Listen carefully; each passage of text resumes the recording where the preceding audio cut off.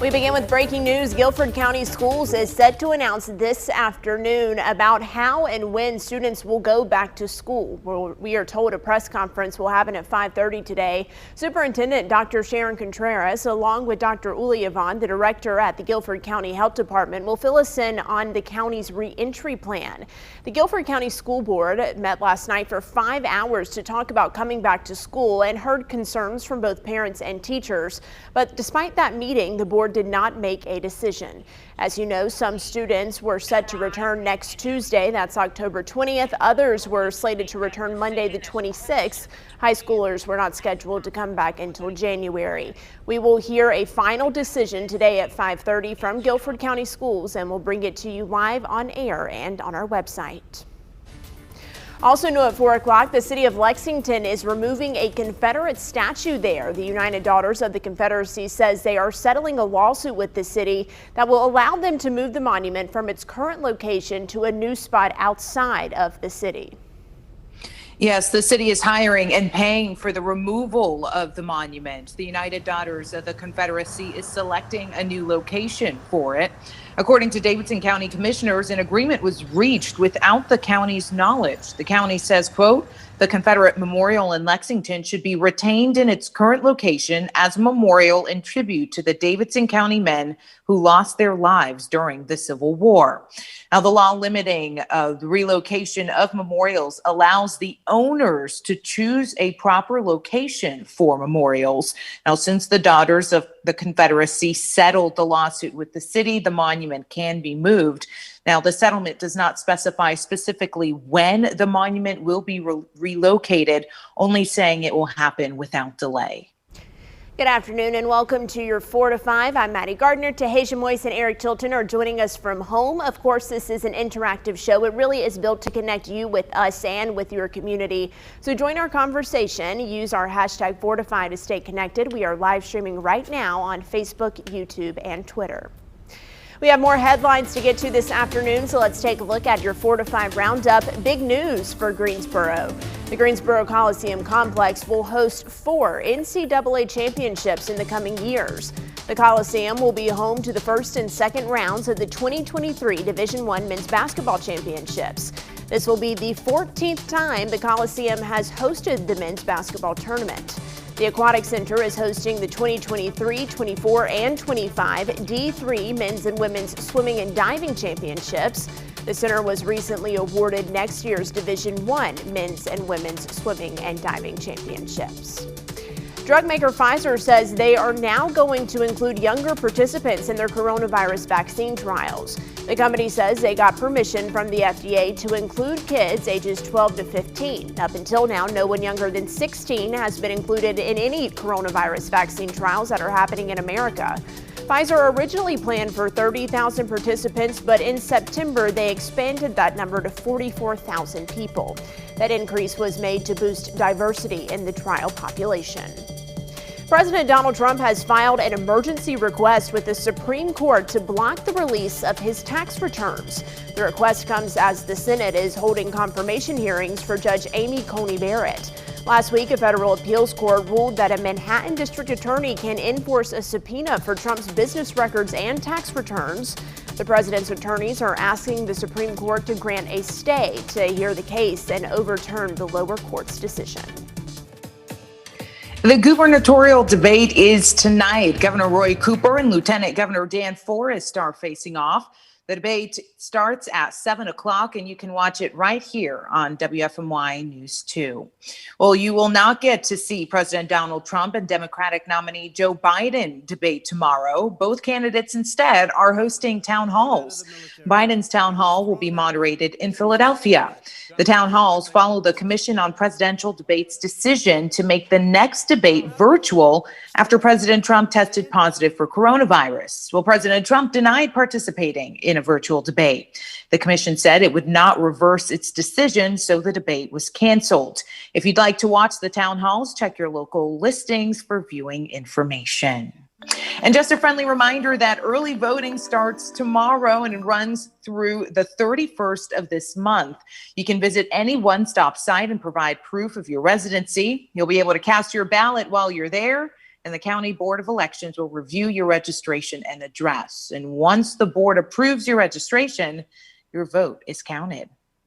So what is your plan to vote? Many of you are planning to vote early on my Facebook page. Let's take a look at the conversation happening there. Joyce said, "We will vote early in person, trying to avoid the largest crowds." Janie Drawn said she already voted absentee and she handed in that ballot in person. Eric Ayers says he is planning to vote tomorrow. Claire Duckworth said she voted an absentee ballot yesterday. And Jim Hoop says he turned in his absentee ballot last week. April Perez says she is going to vote in person. She says, "I'm fortunate enough to work for a company that is giving everyone 4 hours of PTO to vote." And Lisa Sheffield says she's voting early, just waiting for the polls to open. She won't have to wait much longer, just a few more hours. They open tomorrow. I think the first day of early voting is always exciting. I am planning on voting early this year just because Election Day can get a little crazy. We can see some long lines at the polls and I need to be at work. Right. That's when we pull our 12-hour shifts that's or right. however more that we do, right? Right. That's exactly right. Yeah, we've already decided to do absentee and vote as early as possible, just to get it out of the way, because who knows what it's going to be like this year. I think it's so interesting, though, because candidates, this is their crunch time to campaign, and many people have already voted or they're going to vote early, and then the candidates are campaigning to people who have already cast their ballots. Still no harm in that, of course, but if you're worried that your mind may change, you might want to wait till later. But I'm a huge advocate of getting out there and voting early, because then it's not weighing over your head. Right. And you got to think about how long these lines are. I mean, we're talking about record voter registration in some other parts of the country. I mean, other states that have had their polls open, lines wrapping around the building. I don't know if that's going to be the case here in North Carolina. I mean, that's what we'll see tomorrow. So that's why I'm going to try to go tomorrow. If it's too long, try the next day. Too long, try on Saturday done here within the next few days.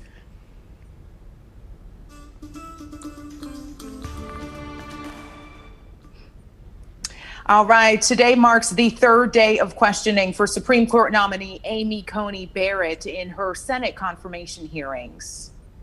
Yes, it will be the last day of questioning for Barrett before the Senate Judiciary Committee. Now, senators are once again questioning her on her stance on abortion, health care, and the election. But Barrett said she would not explain to the committee how she would rule on these issues, saying she won't answer hypothetical questions. Democrats are digging into Barrett's personal opinions and religious stances, but Republicans are taking a different approach, using those opinions and religious views as a pro instead of a con. This is the first time in American history that we've nominated a woman who's unashamedly pro-life and embraces her faith without apology, and she's going to the court. The seat at the table is waiting on you. For tomorrow's hearings, outside witnesses will testify for and against Barrett's nomination. Judge Barrett is on track to be confirmed before the election. So we're checking the forecast and you're looking at these numbers right now. 74 in Winston-Salem, 73 in Greensboro. Burlington, you're at 76. We've got 75 in High Point. Lexington, 74 degrees. All clear, and boy, is it clear too. Just beautiful, crystal clear skies. We will drop down to probably about 45 degrees for that overnight low tonight. And watch for highs, we think, to stay in the 70s for another day. But then after tomorrow, things will change quite a bit. Now, we were talking about clear skies. Look at this satellite radar view. We'll go out to really almost the eastern half of the United States, and you have to get just south of Ohio, but all the way down to the midsection of Florida. We're seeing all clear skies. It is beautiful out here today and tomorrow as well. Again, as we mentioned, we'll see that continue. Now, all good things must come to an end. Here comes a cold front. Watch it here on Futurecast. It gets closer to us by Friday. I think by the time it gets here on Friday, we'll see about a 30 to 40% chance, maybe slightly elevated chance of showers as that front moves through, but it's the cooler air on the backside that's going to be a shock to the system. We'll talk about your weekend coming up. Burlington police are searching for a man accused of shooting two people. The incident happened Friday afternoon near Joe Shopwell's Mini Mart. Authorities are currently searching for Nykeem Thompson. They have warrants out for assault with a deadly weapon with intent to kill, inflicting serious injury. Two people were shot. They are now in critical but stable condition. If you know where Nykeem is, call police. In the meantime, Greensboro police are investigating the death of Anthony King. King was shot and killed last Thursday on Cannon Forest Drive. If you have any information, call Crime Stoppers. More of your 4 to 5 when we come back.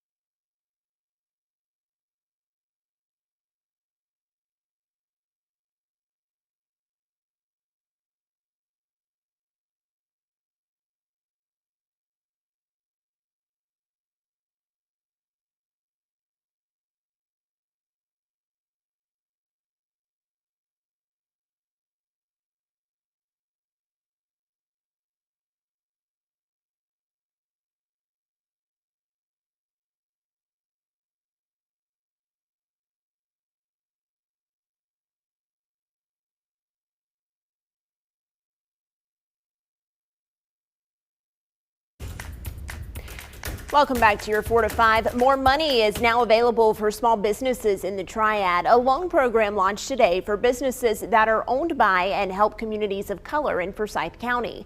The Winston-Salem Foundation is giving $100,000 to Piedmont Business Capital to distribute to those business owners. Brittany Gasberry from the Winston-Salem Foundation says this is a goal they've had since January to invest in Black and brown communities. They earmarked more than $1 million to support an inclusive economy. And in the economic sphere, we know that communities of color are often the first impacted by recessions and economic crisis, and they're often the last communities to recover. And so we really believe that by focusing on communities of color, if we design systems that provide benefit, everyone in the end will benefit. But if you do the reverse and you don't explicitly focus on communities of color, the benefits will not trickle down into the full spectrum of the community. Piedmont Business Capital will get the money from the foundation to business owners. Executive Director Wilson Lester says these loans are available to more businesses because they are a community development financial institution. What that gives us the opportunity to do is color outside the box of traditional lending, where we may accept a lower credit score, or we may accept not as much business history, or we may accept a cash flow that is competitive but is not as strong as we may hope to see it in the mainstream market. And I've linked you to the loan application site on our website, WFNYnews2.com. There you can also learn more about the requirements and the loan program. Grimsley High School volunteers collected thousands of pounds of food Saturday as part of their 8-hour food drive. G-Force collected nearly 2,500 pounds of food at the Walmart neighborhood market on Friendly Avenue. All donations will go to the Backpacks Beginnings Food Pantry. $646 in cash donations was also collected. So most of us have heard of a winter wonderland, but I bet you haven't heard of a winter wonder lights exhibit. That's what's going on. It's one of the most incredible light displays you can see locally. It'll get you in the holiday spirit. We'll tell you how you can get involved coming up.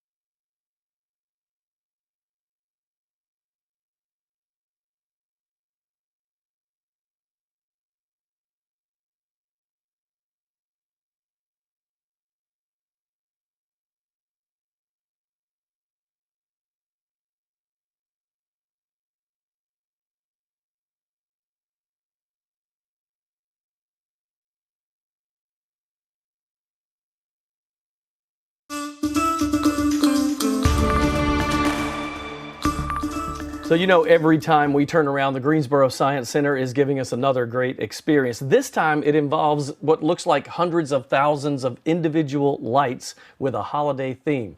I spoke to the executive director, Glenn Dobrogos, about this new experience.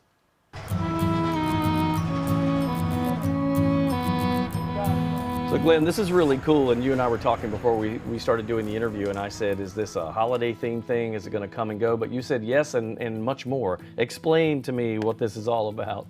Sure. Well, we actually started dreaming this up over 2 years ago, long before COVID ever hit. And the idea was to have an inaugural but forever event for the city of Greensboro, and of course the whole region, that would be light and holiday driven with a little bit of science twist in it.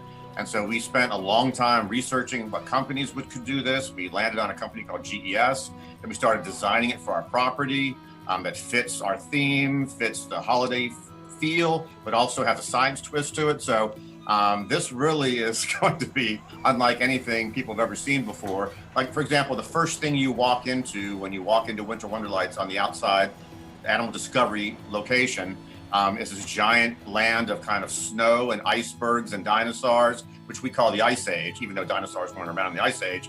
But it's a totally different feel. But then you go from there to somewhere like this giant dancing penguin fountain, which is spectacular. They're setting that up right now. That has a very holiday theme and loud, beautiful music that we've all heard before.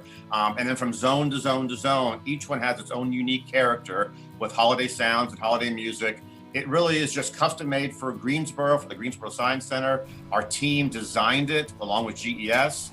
And I just think people are going to absolutely love it. And what's even more exciting is that next year, since we're opening our zoo expansion, another 12 acres, this will expand into that Revolution Ridge space, and it'll be double the size next year. So I think Greensboro has a great new tradition ahead of itself. Awesome. This sounds like so much fun. I can't wait to get out there this holiday season. We'll be sure to see you out there, and I'm sure we'll all be safe and social distance along the way. It's kind of like social distancing for this thing is naturally built in, right? Because it's such a huge expanse. So it's neat. They can hang those lights and put them up. You don't really notice them as much in the daytime. You can still go and enjoy the Science Center the way you always have. But then at night, it changes into that winter wonderland. It's pretty cool. I cannot wait for this. I live relatively close to the Science Center, and you guys know that I love Christmas and everything about Christmas. So I can visit as many times as I want because I don't have to drive too far. Yeah, and you're outside, so that always makes everyone feel a little better in this pandemic. I know a lot of families are going to be looking for something to do as a family, right, when the holidays come. This is really just the perfect opportunity, and now I'm kind of anxious to see what it's going to look like next year, even though it hasn't already come this year, if they say it's going to be bigger and better. Yeah. But I guess let's start with 2020 first, tackle that, and then we'll look forward to 21. Chilton, did you ask if there will be hot chocolate available for purchase? I need to know. I was literally just thinking that. Yeah, I guarantee you. I don't know this. I did not ask, but I guarantee you there's going to be something there. That's what you do, right? It's cold. You get the hot chocolate. You walk around. One thing, Tahisha was talking about that expansion, that Revolution Ridge area. Mm-hmm. It's huge, by the way. We talked a little bit about that. Didn't have enough time to get it in the story, but it's amazing what's going to come around the corner in that, and that should be, he said, still about a year and a half out, and he thinks they're going to be on schedule with construction. It's an amazing expansion coming up. Very exciting. All right, the 4 to 5 is heading to break, but of course we are always live on Facebook, YouTube, and Twitter, so join our conversation there.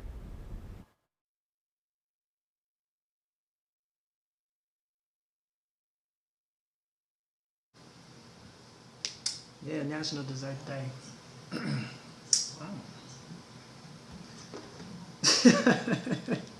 Mic check 1, 2, 3, 4. Mic check 4 to 5. National Dessert Day.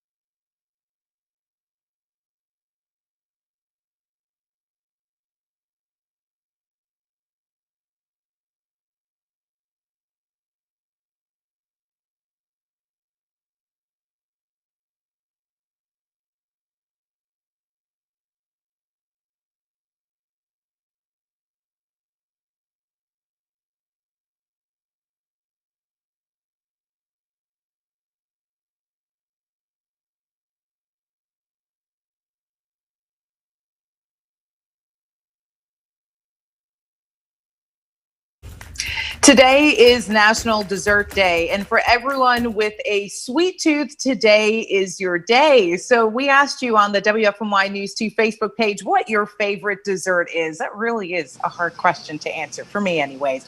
Brian Bennett joins us now. Brian, before we get to the comments, can you answer the question? What's your favorite dessert? Everything. Every single thing. But if I have to narrow it down, both of my grandmas fix like the best sweet potato pie in the world. And then my Aunt Cynthia, her pound cake is immaculate. Love it. But enough about me. Let's see what your favorite dessert is, okay? We're going to start with Taylor, who says, Oreo ice cream or peach cobbler. Stamey's barbecue makes the best peach cobbler in town. I never tasted that. I might have to take a trip there. Virginia says, I can't say I have a favorite. There are too many delicious choices. And Virginia, I definitely agree.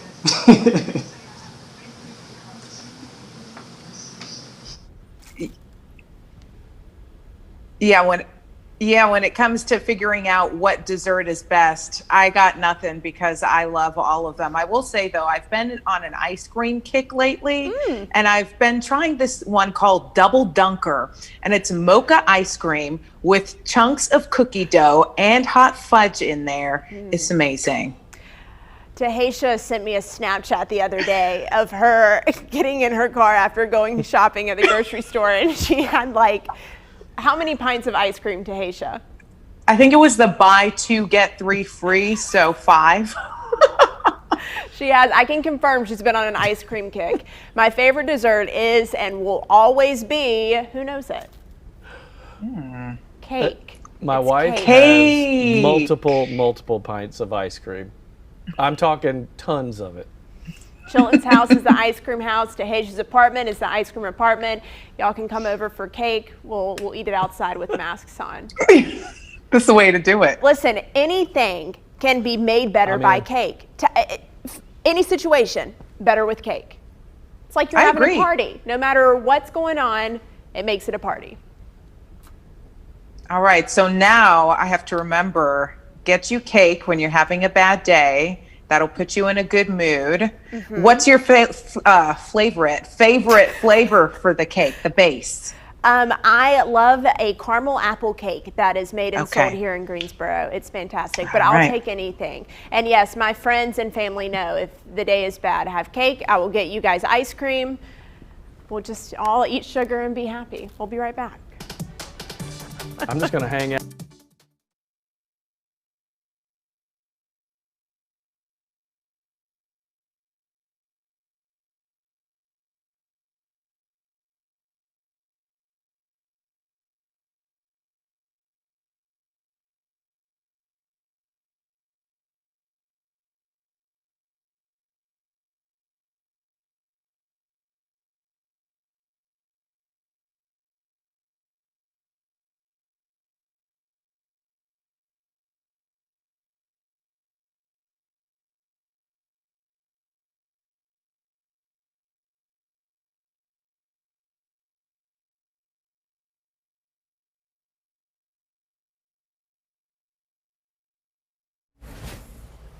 Oh, that's me. Mic check. 1, 2, 3, 4, 5, 6, 7, 8. Hello, hello, hello. Sorry, it's echoey.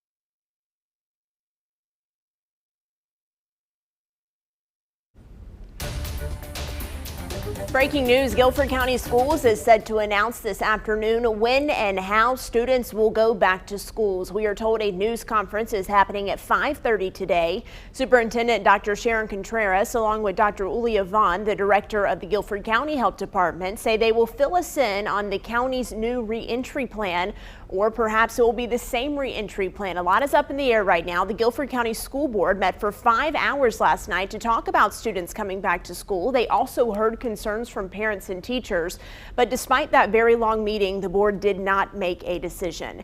As you know, some students were set to return to class next Tuesday, October 20th. Others were slated to come back on Monday, the 26th. High schoolers, however, were not scheduled to come back until January. Stay tuned at 5:30. We will hear a decision about reentry, and we'll bring that to you live on air and online. And breaking news from Washington, D.C., First Lady Melania Trump says her son Barron had the coronavirus. The First Lady says he had no symptoms and has since tested negative. The President, First Lady, and now their youngest son Barron all battled the virus, but the First Lady says the entire First family has received negative tests. Good afternoon and welcome back to your 4 to 5. I'm Maddie Gardner here in studio, joined by Eric Tilton and Tahisha Moyes, live from home. Of course, this is an interactive show. We don't just like to talk at you. We want to hear what you have to say about our conversation. So join them on Facebook, YouTube, and Twitter, and use our hashtag 4 to 5 to stay connected.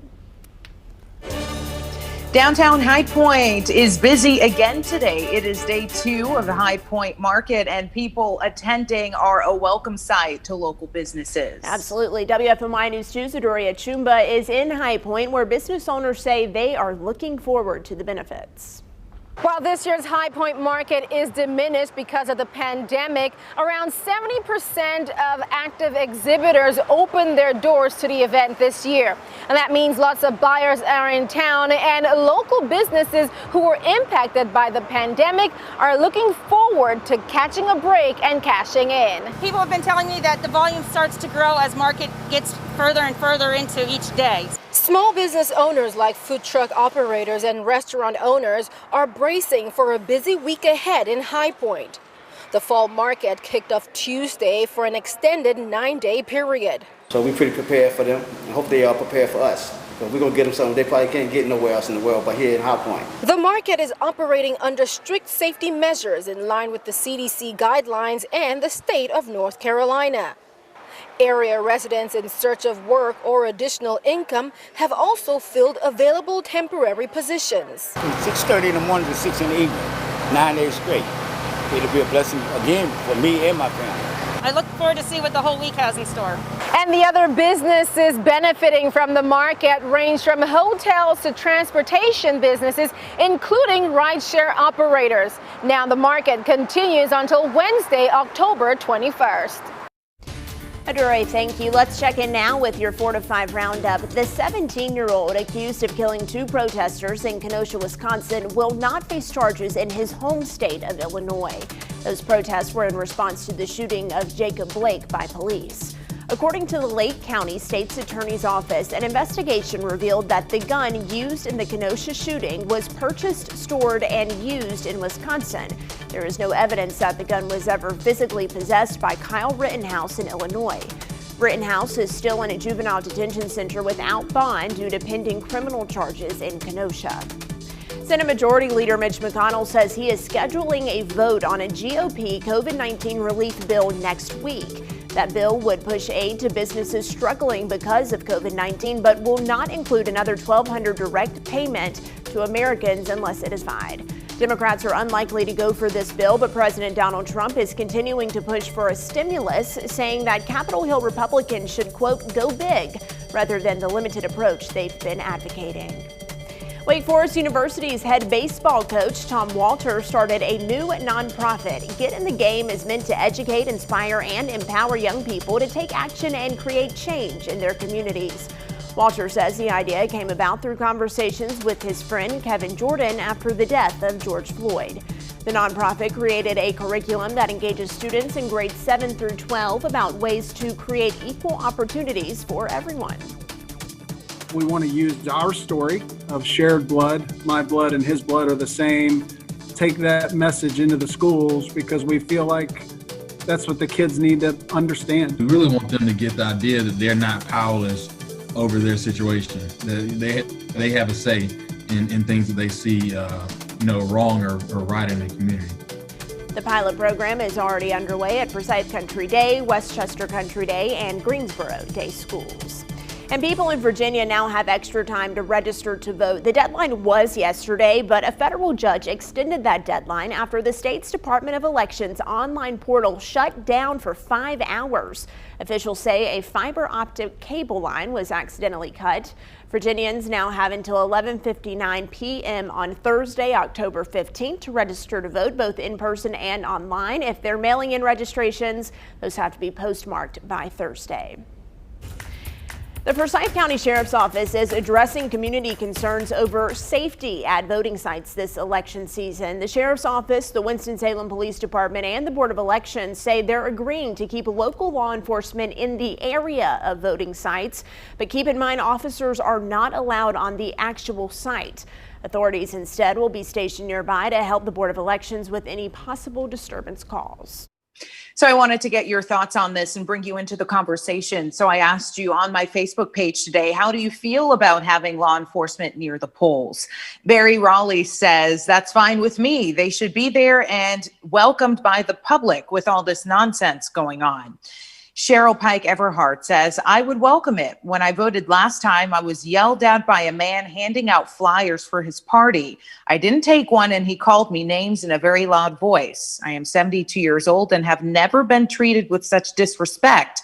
I reported him to the people in charge, but was actually afraid to go back outside alone. Thankfully, he wasn't there when I left. I hate that you have to go through that, Cheryl. Brian says actual law enforcement would be fine, but not in military clothing. John Stone says it will probably be needed in some locations to keep the peace. And Leanne Mangus says, I have no problem with them. So as you can see, the general consensus for people on my page, Maddie and Eric, was they're okay with it. Now, of course, they cannot be on site. That is against our rules, but I guess nearby still would make a lot of people feel more comfortable. And I just want to point out what Cheryl said. No one, if you feel intimidated or harassed at a polling site, you need to do exactly what she did and let one of the poll workers know, because voter intimidation is against the law. And even people who are campaigning there, they have certain rules that they have to follow. They can't be within a certain distance of the entrance to the polling place, and there are certain things that they're not allowed to do. So if you feel intimidated, you need to let somebody know about that. Yeah, and uncertain times, I'm just have to be honest with you here. I think a lot of people are voting absentee ballot or early voting, whatever they can do to kind of keep things down a little bit on election day. So I don't blame people for being happy that we have some law enforcement close by, because I think it's probably key the way things are going these days. We don't know. So safety is always good. Can we go to a forecast now and talk a little bit about some decent weather for a couple of days? In fact, we're probably looking at, I would say, over the next couple of days, temperatures very comfortable, staying in the 70s, mid 70s for that matter, and that'll be for tomorrow. And again, that's probably the last day, because we see these major changes coming up as we head into the weekend as far as cold weather goes. Tomorrow's still beautiful, just like today. Lots of sunshine. It'll be chilly in the morning in the 40s. We'll warm to the 70s, maybe even 74 by afternoon, with lots of sunshine. Across the region, satellite and radar combination, you kind of get the best of both worlds here. Not a lot of clouds, not a lot of rain, just clear skies with a high pressure ridge in control of our forecast for another day or so. Now that high will slip off the coast. A cold front will get closer to us. That will bring rain for us, we think, on Friday. So if you look at the long range forecast, we're good. Friday night going into Saturday, I should have said, for the evening hours. But 74 to 76 Thursday, Friday, all sun. Saturday, it's a 50-50 chance of rain, and 66. But then cool for Sunday. 59. We might see some overnight lows in the 30s Sunday morning, back to the low to mid 60s and some upper 60s Monday, Tuesday, Wednesday, with a slight rain chance Tuesday and Wednesday. Well, the leaves are changing quickly in the mountains, and this weekend it might be your best chance to view the fall colors. So Christian Morgan is here with us. Christian, what do you think? Is it too late now? Have we missed our chance? When do we need to try to get to the mountains to see these beautiful leaves? No, you haven't missed your chance. In fact, right now is prime time. And I would say over the next week or two, really, make your plans, especially this weekend. We've got really nice, perfect fall weather coming up. It'll feel like it's supposed to feel if you're going out to look at some of the colors. And I've actually known quite a few people who are actually up in the mountains today in places like Grandfather Mountain and along the Blue Ridge Parkway, the Lynn Cove Viaduct, you know, that postcard picture we always see. Those areas in those higher elevations are starting to peak now. There's also some good color in the Boone and Blowing Rock area, also down to Asheville. And honestly, there's some pretty good color popping in the Triad too in places. So it's getting to be that point in the year. And honestly, it's been a couple of years since we had really, really bright, vibrant colors. And we do have that this year. So this weekend is a great weekend to go see it. But if you're looking to go sightseeing and see those fall colors, the next week or two is going to be prime time. Much after that, it really starts to go down. So this next week or two is going to be the perfect time to go see it. But don't wait too long, because the leaves will start to fall and all that color will start to go away. Yeah, I was worried about last weekend's rain event, that all the leaves were going to fall down, but I'm looking at Chief Meteorologist Tim Buckley's Twitter account. He has some beautiful pictures. Yes, he is up there right now, so Yeah. follow Tim Buckley WX on Twitter if you want to see what's going on in the Blue Ridge Mountains. That's gorgeous. Oh, it's perfect. And like you said, you know, we were worried about the rain kind of bringing some leaves down. We crossed our fingers and hoped for the best, and we won out. So beautiful fall color all along the mountains. Yeah, I have a conspiracy theory that the Starbucks near my apartment does something to their trees to make them turn early so they can sell more pumpkin spice lattes. Hear me out. I think it's a real thing because their trees are always the first to turn. Maybe that's where they get all the pumpkin spice flavoring from. We solved the mystery. We solved the mystery. That's all I need to know. We'll be right back.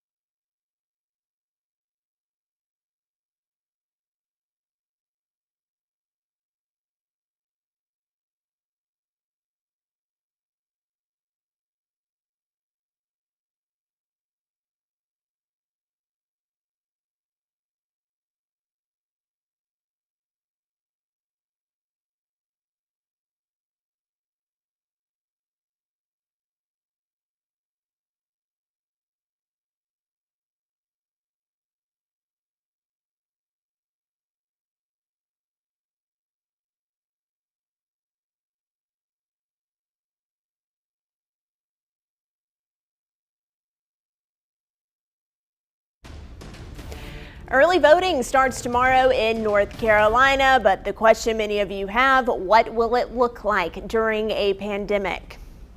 WFMY News 2's Stacey Spivey is part of our To Be Counted team and has more on what you can expect. With voting already underway at a record pace in North Carolina, the State Board of Elections says they expect a large turnout at the polls tomorrow. They say you should probably expect longer lines during the first few days, but they are taking many precautions to keep voters safe amid the pandemic. They'll be enforcing social distancing with frequent cleaning, providing hand sanitizer and masks for voters and election workers who do not bring their own. Gloves and face shields will also be available for workers. You can expect to see barriers between election workers and voters at those check-in tables, and each voter will be given a pen to use and vote, then take home with them. They will not have voters reusing pens.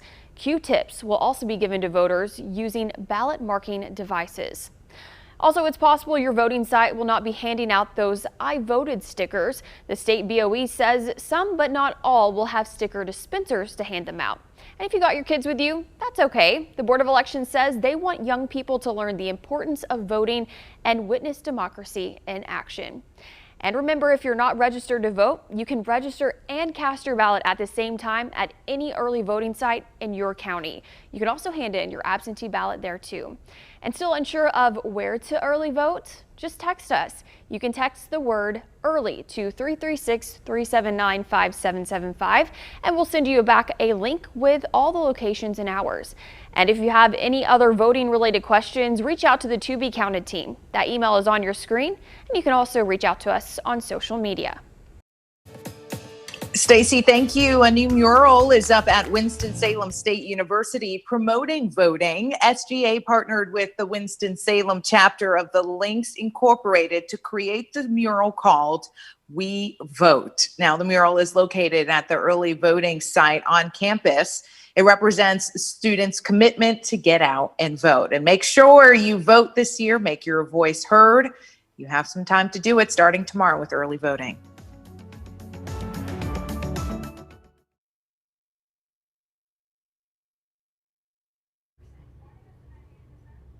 Hello, 123, gubernatorial. Why is that even a word?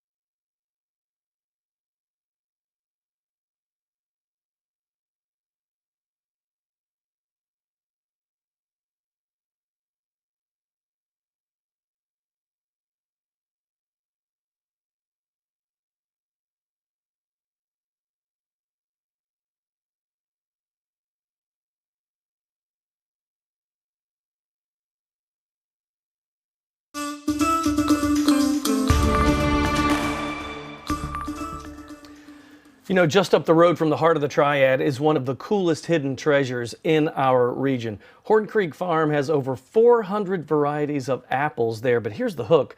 Most of them are almost extinct. Can't even find them anymore. This farm is trying to be bringing them back to production since the 90s. A cool story. I spoke to horticulturalist Jason Bowen about this local treasure. Jason, when I first heard about this, I thought it was pretty cool that there are actually apple varieties almost extinct at one point, and you guys are helping to change all that. How did this get started there? At Horn Creek Farm, the orchard was started by Lee and Edith Calhoun out of Pittsburgh. And Lee actually was retired from the Army and had a friend to have him look for a childhood apple that was thought to be extinct. He went on a 2-year search for it, eventually found it, but in his search he discovered a lot of other apples and kind of thought it was neat. It ended up being a 30-year kind of adventure for him, where he, found a lot of these southern apples, and he was keeping them and then putting them back into circulation, which is really the way to preserve them and keep them. So that sort of started y'all's story there, because now how many apple varieties do you have and how many are rare? We have over 400 southern grown varieties of apples. Probably over 300 of them would be considered rare, and then probably 40 or 50 of them are extremely rare.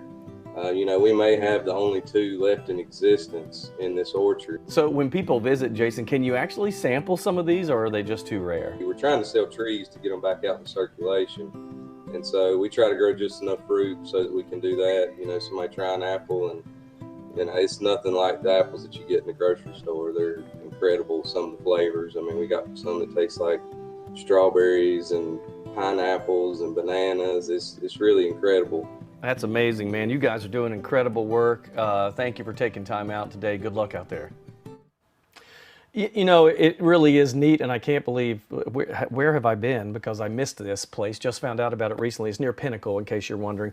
So in relation to this, I asked you on my Facebook page, I said, what's your favorite food or beverage made with apples? And there's some common themes going on here. Let's take a look. Hope Freeman says apple cider, for sure. I'd have to say that's probably up there for me, top 5. Sylvia says cider and fried apple pies. Yes. Ivory says cooked apple. You can can them for later with homemade biscuits.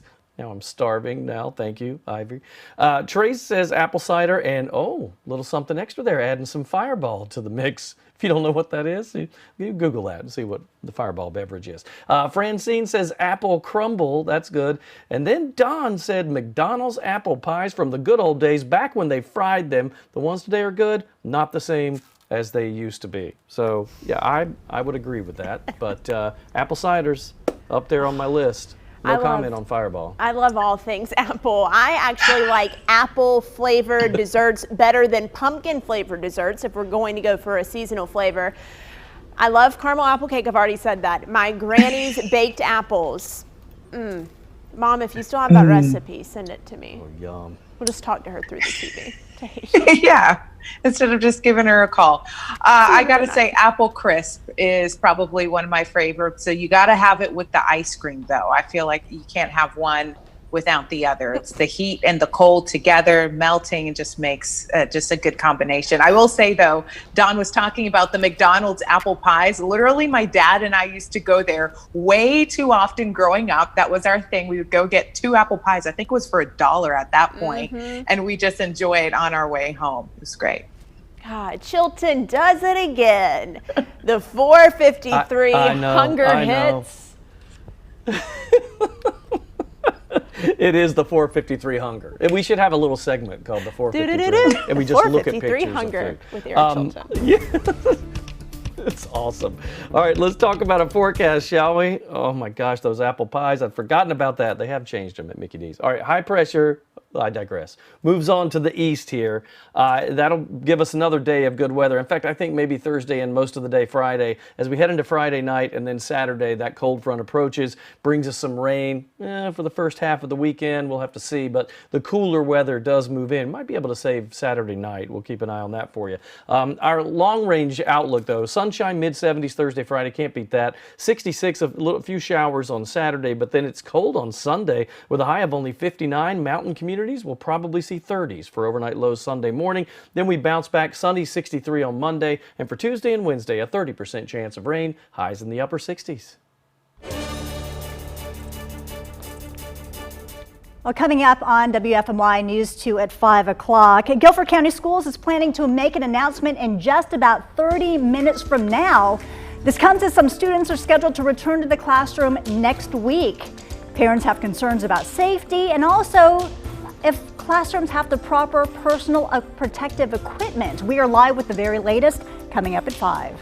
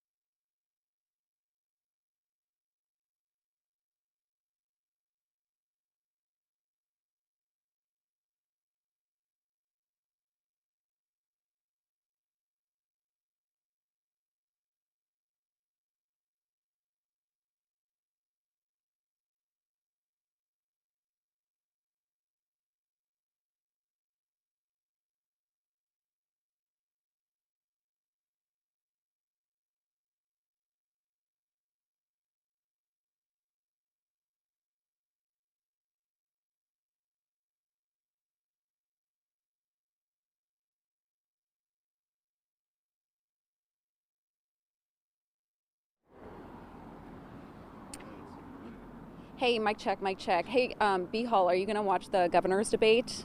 You know who's moderating it? West.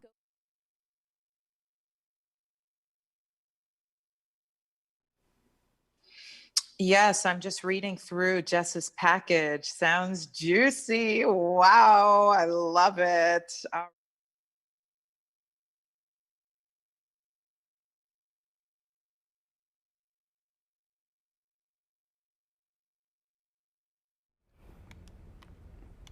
Hi there, 1, 2, 3, 4, 5, 6, 7, 8, 9, 10. 1, 2, 3, 4, 5, 1, 2, 3, 4, 5.